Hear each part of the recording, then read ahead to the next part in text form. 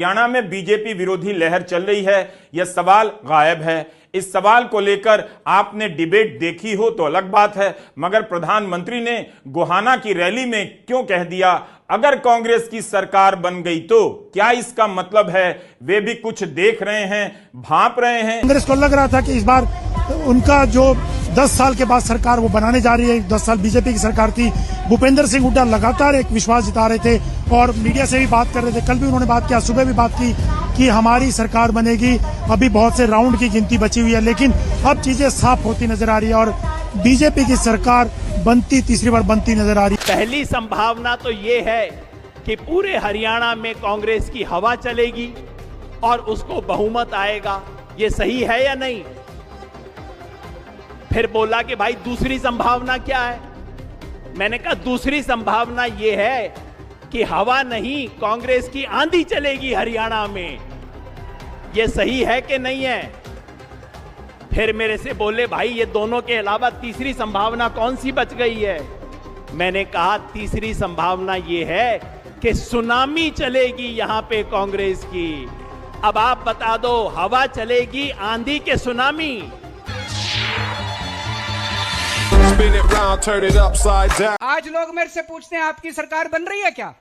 मैं कहता हूं हमारे बिना भी सरकार नहीं बन रही आज हरियाणा के अंदर।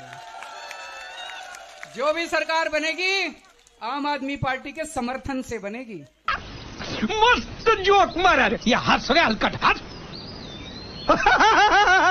सभा चुनावों के आखिरी दिन राहुल गांधी कुछ इस तरह से अपने कार्यकर्ताओं का हौसला बढ़ा रहे हैं। राहुल गांधी कहते हैं कि जिस तरह से मुझ पर हमला किया जाता है उसी तरह से आप पर भी हमला किया जाता है, मगर मैं आपसे प्रेरणा लेता हूं। दोस्तों, इस बात में दो राय नहीं है कि चाहे हरियाणा के चुनाव हो या जम्मू कश्मीर के चुनाव, राहुल और प्रियंका मुद्दे पर बने हुए हैं। इन दोनों ने एक टीम के तौर पर काम किया और भारतीय जनता पार्टी को लगातार मुद्दों पर घेरते रहे, मगर दूसरी तरफ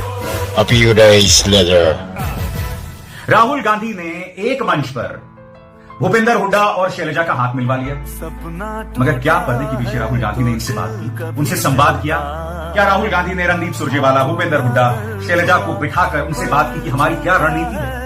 मैं जानता हूं कि आप अध्यक्ष नहीं है, मगर आप निर्विवादित नेता हैं कांग्रेस के भाई। मल्लिकार्जुन खड़गे बेशक अध्यक्ष होंगे। क्या राहुल गांधी तमाम कोशिश कर रहे थे?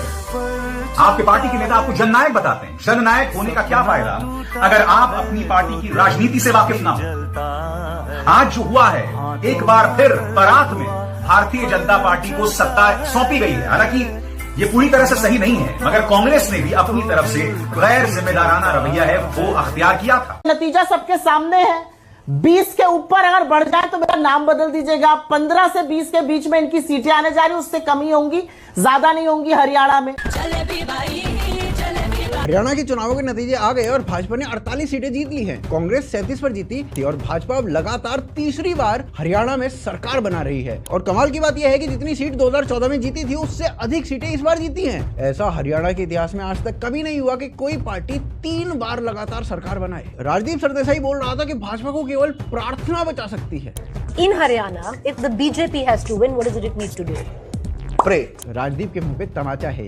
कहा गया कि हरियाणा का जाट भाजपा से रुष्ट है, पर हरियाणा में जाट बहुल 17 सीट हैं और उनमें से 7 सीटें भाजपा जीत चुके हैं। तो बताइए हरियाणा का जाट कैसे रुष्ट हुआ? यादव बेल्ट है, उन्होंने एक मुश्त होकर भाजपा को चुना। दलितों के वोट भी पहले से अधिक भाजपा को मिले हैं। तो ये जो वोट मिली है ऐसे ही मिली है। दो चीजें थी, एक थी डेवलपमेंट। हरियाणा की जीडीपी ग्रोथ रेट 11% के आसपास रही है बीजेपी के अंडर, और जबकि ये ग्रोथ रेट 6-7% रहती थी कांग्रेस के अंडर। लेकिन डेवलपमेंट के अलावा एक दूसरा बड़ा फैक्टर था योगी आदित्यनाथ। योगी आदित्यनाथ ने हरियाणा में आकर हिंदुओं से कहा बटोगे तो कटोगे। और बगल में बांग्लादेश में जो चल रहा था और उस पर राहुल गांधी चुप था, लेकिन गाजा के मुसलमानों पर वोकल। हिंदुओं ने सब देखा। फिर यूएसए में राहुल गांधी जब गया तो एक पत्रकार ने बांग्लादेशी हिंदुओं के बारे में प्रश्न किया, तो कांग्रेस के आदमियों ने उस पत्रकार को मारा पीटा और प्रश्न डिलीट करा दिया। जनता सब देख रही थी। जिस जिस सीट पर योगी और मोदी ने प्रचार किया, हर एक सीट भाजपा जीती और उन सभी सीटों पर भाजपा का हाल कोई खास अच्छा नहीं था। इसके अलावा आरएसएस ने 16,000 सभाएं की हैं और हरियाणा को बचाया है।